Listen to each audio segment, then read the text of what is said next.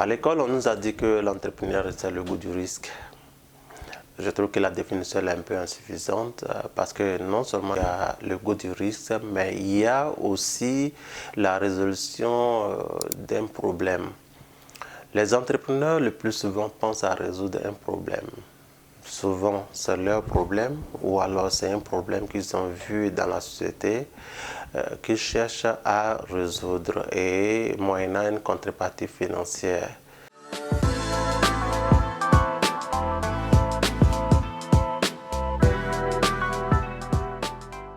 À l'école, on nous a dit que l'entrepreneur, c'est le goût du risque. Je trouve que la définition est un peu insuffisante parce que non seulement il y a le goût du risque, mais il y a aussi la résolution d'un problème. Les entrepreneurs, le plus souvent, pensent à résoudre un problème. Souvent, c'est leur problème ou alors c'est un problème qu'ils ont vu dans la société qu'ils cherchent à résoudre et moyennant une contrepartie financière. Le risque vient de là où, par exemple, vous injectez de l'argent dans l'incertitude que ça va vous rapporter quelque chose en retour. Le risque vient de là où, par exemple, vous quittez votre emploi pour pouvoir vous jeter dans un autre domaine avec une incertitude, souvent avec une incertitude, mais qui n'est pas garantie en fait. Et c'est là que le risque arrive. Sinon, le plus souvent, entreprendre, c'est résoudre un problème. Par exemple, beaucoup d'entrepreneurs que vous connaissez, peu importe le domaine, cherchent à résoudre un problème. Et le problème peut être celui-ci. J'arrive dans un quartier et je trouve que le quartier est très sale et vraiment c'est difficile à vivre, on ne peut pas bien respirer, et il y a trop de papiers ici par là. Même si je travaille, que je vais entreprendre pour résoudre ce problème, je vais résoudre le problème au sein de beaucoup de personnes sans me rendre compte. Je vais proposer des services de nettoyage, ménage qui sont ici pour leur devoir ramasser vos ordures, par exemple 2 fois par semaine, moyennant 2000 francs. C'est comme ce serait peut-être autour de 250 ou de 500 francs par passage. Si ça les arrange, ils vont souscrire et bon, vous citerez votre localité. Et après votre localité, vous allez étendre le service à une autre localité, ainsi de suite. Vous allez couvrir un environnement très grand. Et la contrepartie financière aussi arrive avec l'activité. Le risque ici, c'est l'argent que vous mettez dans les équipements, le temps que vous investissez pour pouvoir résoudre ce problème. Et parce que vous pouvez arriver à proposer ces services aux ménages et ils peuvent refuser pour dire que bon voilà c'est trop cher, on n'arrive pas. Ou alors ils trouvent que les 2000 francs que vous proposez c'est trop, que ces 1000 francs eux peuvent payer. Alors que les 1000 francs ne peuvent pas couvrir les charges de ce service. Donc vous pouvez perdre de l'argent. Ou alors, par exemple, si vous avez quitté votre travail parce que vous avez beaucoup misé sur le ramassage des ordures et du coup, les gens refusent de payer, vous voyez un peu ce que ça donne. Aussi, je suis par exemple un nouveau diplômé, je n'ai pas d'emploi, je cherche à ce qu'on m'emploie et personne ne veut m'employer. Qu'est-ce que je fais? Le plus souvent, la question que les gens refusent de se poser, comment est-ce que je peux capitaliser la connaissance, ce savoir, ce que j'ai appris à l'école, comment est-ce que je peux rentabiliser ça? Si je peux capitaliser, comment? Par exemple, vous êtes informaticien et vous n'arrivez pas à avoir un emploi. La question que vous posez, par exemple, en cherchant à résoudre votre problème, c'est comment est-ce que je peux utiliser ce savoir, mettre mes services à la disposition de certaines personnes qui ont besoin d'une formation, par exemple. Est-ce que je peux faire, par exemple, quelque chose en ligne, alors des blogs, ou soit alors faire des formations sur le terrain ou en ligne.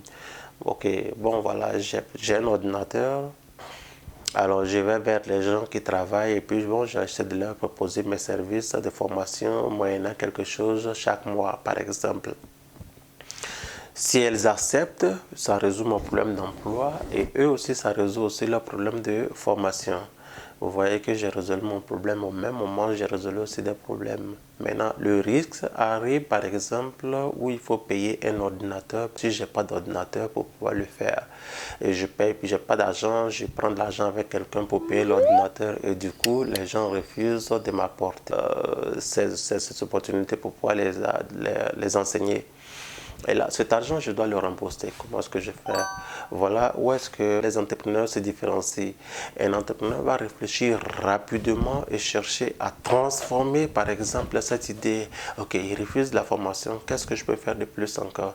Est-ce que je peux faire, par exemple, une autre activité en ligne, par exemple, ou alors chercher à faire des saisies, ou alors faire des sites web pour les gens? Ok, essayons de faire des sites web pour des gens pour voir est-ce qu'il y a des gens qui vont apprécier. J'ai fait un premier site web, un deuxième, un troisième et les gens me connaissent avec ça. Bon, voilà, j'ai fait une structure qui fait des sites web pour les gens. Ou alors, bon, voilà, je n'arrive pas, je sais plus, bon, voilà, qu'est-ce qu'il faut faire? Bon, ok, je peux commencer à faire des vidéos pour les gens à la maison, je les filme, ou bien les petits commerces, je fais des petits spots publicitaires pour eux. Voilà. Il y a beaucoup de choses que vous pouvez faire, mais il suffit seulement de vous poser la question et d'avoir cette idée, de la mûrir, de la transformer et capitaliser cette idée. C'est ça en fait l'entrepreneuriat. Je prends par exemple un autre cas de figure où j'arrive dans une ville et j'ai un problème de nourriture, j'arrive pas à manger comme je le souhaite, ou je pense que la nourriture qui est là, bon, ça n'arrive pas à réellement c'est-à-dire que me donner ce que je veux. Qu'est-ce que je peux faire pour pouvoir résoudre mon problème de nourriture? Peut-être, c'est peut-être voir une dame et puis bon, voilà, lui demander de préparer pour moi. Et cela peut peut-être résoudre mon problème de nourriture. Deuxièmement, je vais essayer de regarder, ok, est-ce que je peux par exemple capitaliser cette activité maintenant que mon problème est résolu? Est-ce qu'il y a des gens qui n'ont pas aussi besoin, qui ont ce même problème que j'ai? Ça va vous étonner, mais il y a des gens aussi qui ont le même problème. Donc, si vous, par exemple, dans votre service, par exemple, vous proposez les mêmes services à ceux qui sont au service là-bas, qui ne descendent peut-être pas à midi ou bien qui ne parlent pas à midi. J'ai découvert une dame, bon voilà, elle prépare et puis bon voilà, le plat, c'est peut-être 1500 ou 1000 francs. Vous leur proposez le plat et si c'est bien fait, ils vont prendre avec vous. Donc déjà, vous avez commencé à créer une entreprise sans le savoir. C'est-à-dire que vous allez peut-être aller de 5 personnes et après, bon, vous avez un ami dans une autre structure, vous le proposez, et ainsi de suite. Et vous avez plusieurs personnes qui sont dans le besoin. Et puis, bon, voilà, vous avez commencé à avoir un petit restaurant comme ça. Et puis, bon, un jour là, vous exposez à la population entière. Et puis, bon, voilà, c'est parti. Donc, le risque aussi, c'est ça, en fait, prendre le temps, investir dedans, dans cette incertitude. Souvent, on a une certitude, mais qui n'est pas toujours garantie, parce qu'on peut toujours arriver ou ne pas arriver. Et c'est l'entrepreneuriat, en fait. Donc, soyez encore beaucoup consistant dans ce que vous faites quand vous entreprenez.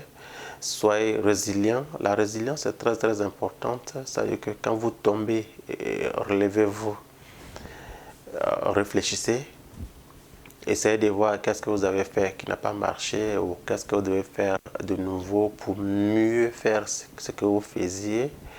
Ou alors regardez si vous devez carrément changer d'activité. Et même si vous devez changer d'activité, mais essayez de revoir un tout petit peu qu'est-ce qui n'a pas marché. Le plus souvent, beaucoup de personnes ne se posent pas la question, mais qu'est-ce qui n'a pas marché?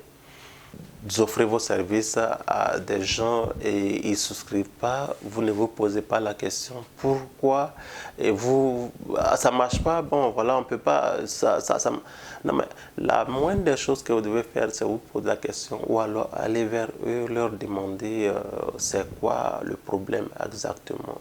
Est-ce que c'est le coût ou alors c'est l'espace ou alors c'est le service lui-même. S'il se trouve que c'est le service lui-même, changez. Mais si c'est le coût, essayez de voir si vous pouvez arriver à un coût raisonnable qui vous permet de pouvoir rattraper les charges et aussi avoir un gain. Parce qu'il faut travailler, c'est vrai, mais il faut avoir au moins quelque chose en retour. Maintenant, si vous êtes une ONG, le gain n'est pas votre problème, mais votre problème, c'est d'arriver à atteindre vos objectifs. Si vous avez une ONG qui est destinée à l'insalubrité, par exemple, vous, votre objectif est de nettoyer. Donc, le gain n'est pas votre problème. Donc, si vous dites aux gens de donner au moins peut-être 1000 francs, qui trouvent que le 1000 francs est beaucoup, mais essayez de voir un peu comment est-ce que pour aller un peu plus bas, de sorte que vous pouvez arriver à atteindre vos objectifs ou alors demander des aides financières à des organismes au vu de vos résultats sur le terrain. Voilà, ça aussi c'est de l'entrepreneuriat.